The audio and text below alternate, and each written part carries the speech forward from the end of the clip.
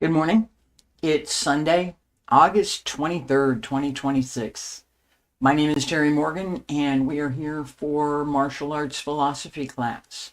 This morning, I'm going to talk a little bit about the idea of finishing and how that connects to what we practice, as well as how it connects to all of the other things that we do. In practice, we start with an opening move, standing straight, feet together, salute, begin. What we do next depends on which form we're practicing. So if I'm going to practice Bagua, I'm going to turn. If I'm going to practice Xingyi, I'm going to set my weight, open, and then close. If I'm practicing Tai Chi, I'm going to adjust my weight and begin the opening. Each of these has its own particular requirements, its own particular method, and depending on which system you're practicing, its own particular movement. That idea that we begin. After we begin, we continue. We keep going. That appears in all of our forms as whatever the next movement is, whatever the next sequence is, whatever the next whatever the next form happens to be. So in Yang style Tai Chi, traditional form, there are 3 parts: part 1, part 2, part 3. After we finish part 1, we begin part 2. The end of part 1 is an apparent closing, crossing hands. We appear to stop. We do. We could stop right there. We could not keep going. Doesn't have to keep going. But we can't. And in the traditional form, the next thing that we do is the beginning of part 2. That combination of beginning, continuing, and ending, even when it's an apparent ending, it's still an ending. Being able to finish is part of the challenge. It is. Getting started, we're enthusiastic, we're ready to go, we have a lot of heart. We have a lot of energy that we're ready to put toward what we're going to learn. Anticipation. Oh, I'm going to go learn something I want to go learn. It's going to be fun, right? That anticipation gives way to whatever it is you're actually going to do, because once you start learning, it's not anticipation anymore. It's, this is what I'm doing, and this is how it's done. This is what I should do. This is what I shouldn't do. This is how I practice. Eventually, we get to the end of whatever that form is. And we stop and we look around and what's next? At the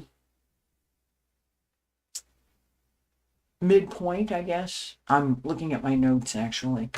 At the midpoint of what we're doing, we have an opportunity to, I'm going to say, reduce what we're doing or to enhance it. In running, we might say the person gets their second wind. That idea that we've gotten started and that we sort of lost energy, we sort of might have lost interest, it's not going as well as it could be. And then we take a deep breath and we start in again.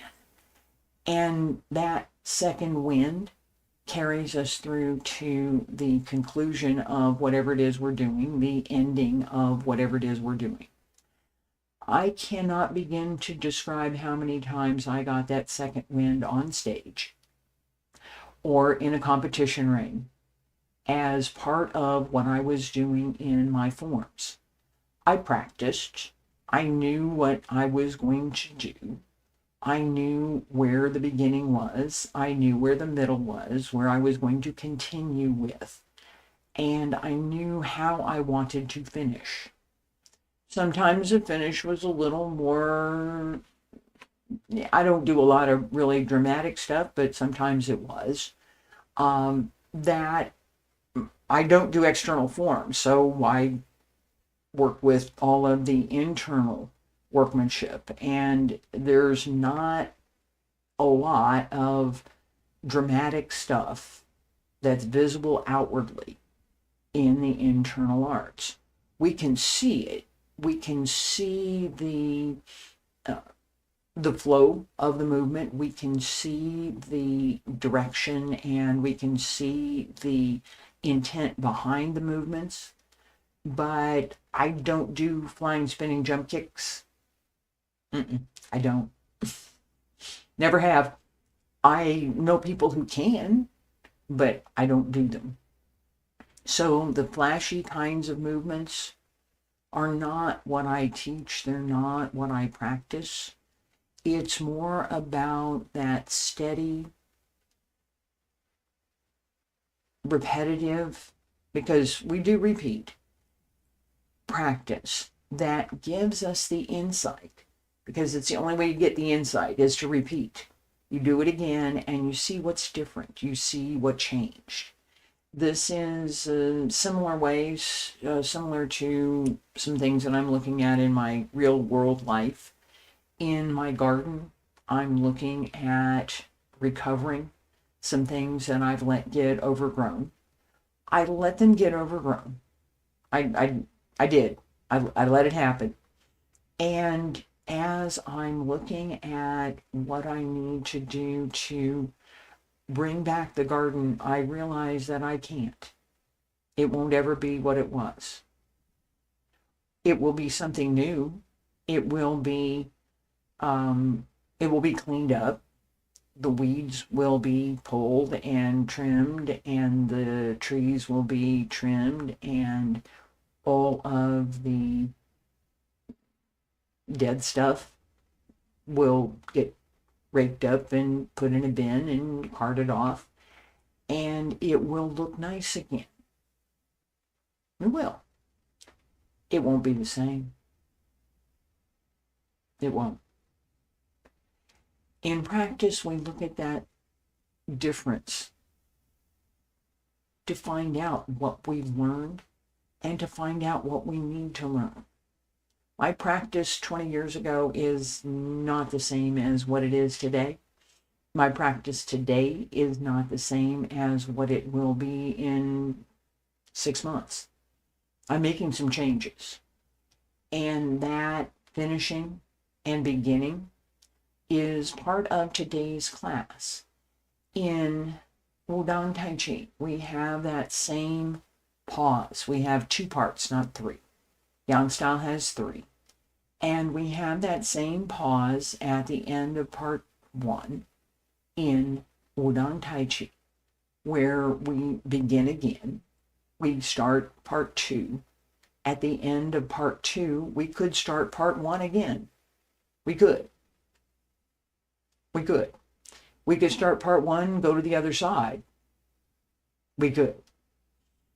There are all sorts of things we can do to continue our practice. What do we do when we're ending? What do we do? How do we take the skills that we've cultivated and apply them to what we're going to do as we end, as we conclude our practice? Today, my practice is philosophy class. What am I going to do to conclude class today? I have my notes. How did I get it started?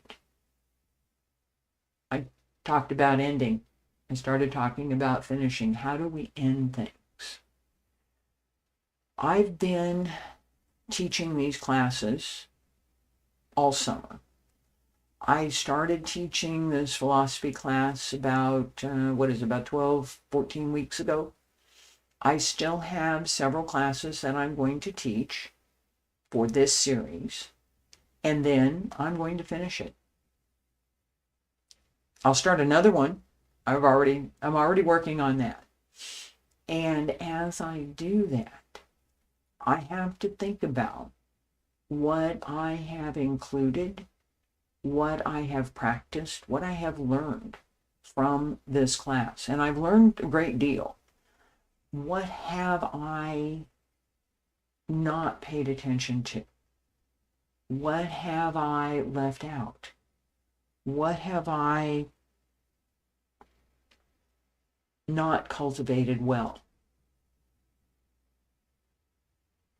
In my garden, I have trees.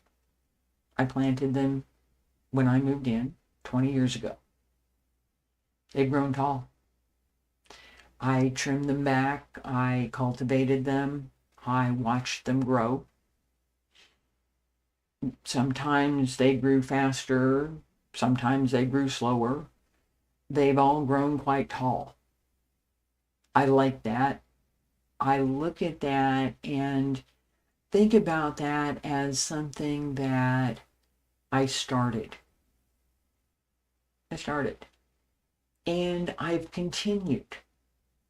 I bought the trees. They were little stems. And I planted them. Some of them grew, some of them didn't. The ones that grew, I've watched them grow. I'm still watching them grow.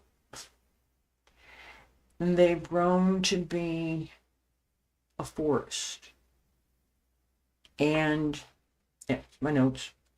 And as I have paid attention to what I needed to do to keep that forest, it's been quite a lot.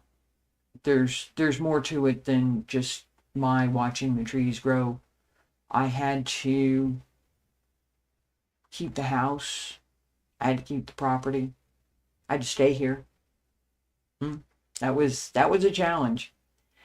And that I'm still here and I'm not finished yet is something that I'm quite pleased with, actually. That sense of finishing something, that I have a piece of, I'm not going to say it that way, that I have part of my life, because that's really what it is. That I have part of my life that I'm finishing. That I have another part of my life that I'm starting. That I don't know all of what that's going to be yet. I don't. I know what I'm finishing. I know what I need to close. I need to put away.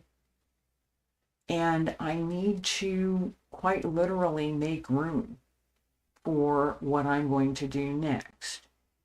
Over the summer, while I was doing the readings, I had a schedule all laid out. I had on Monday, Tuesday, Wednesday, I had practice reading and rehearsals and addressing all of the things that I needed to do with my voice. I had a timing session where I wanted to look at the timing for the readings. I spent probably 6 to 8 hours during the week practicing for that 1 hour of reading. And I wrote the books. And I knew what I was going to do. I knew what I had planned. And I still spent that much time practicing. I now have finished that. I finished those readings. I need to master the audiobook and get that ready to go. But I have finished the readings and I finished reading the audiobook, I think. I have to check. And I have now looked at my calendar and said, well, what am I going to do with that time?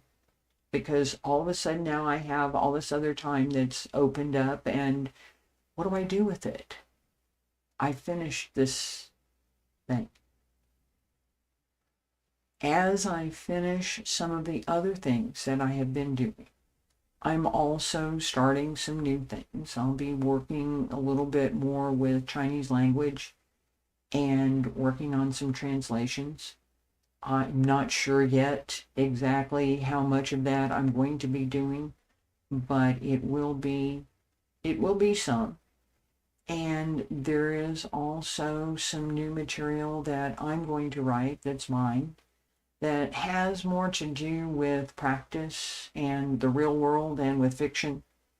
It has more to do with how we look at ourselves and how we grow, how we develop what we're doing, and how we bring heart to what it is, whatever it is we're doing.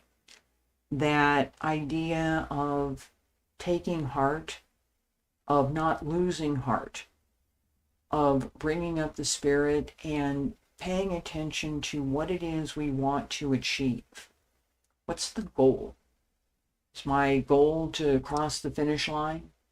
Is my is my goal to be the get the first place medal?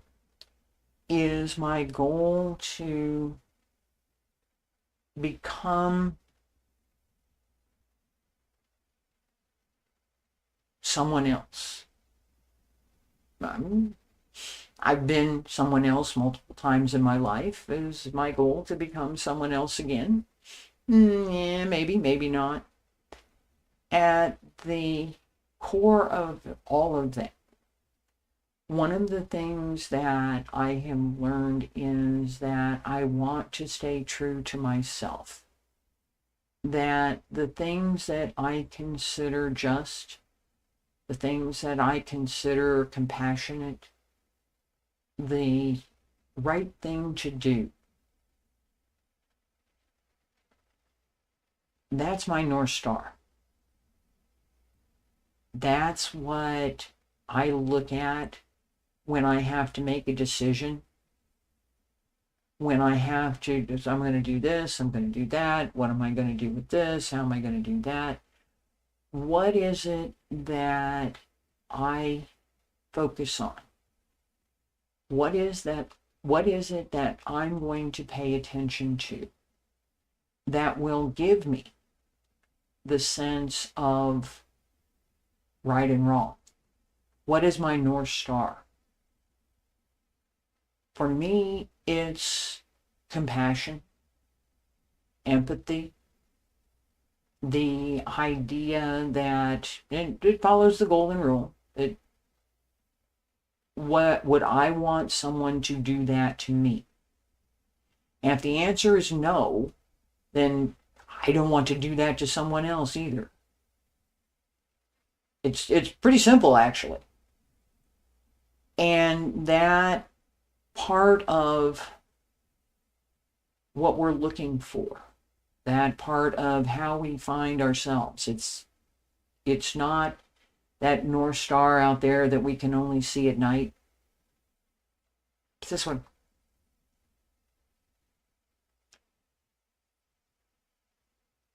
What we keep, what keeps us true.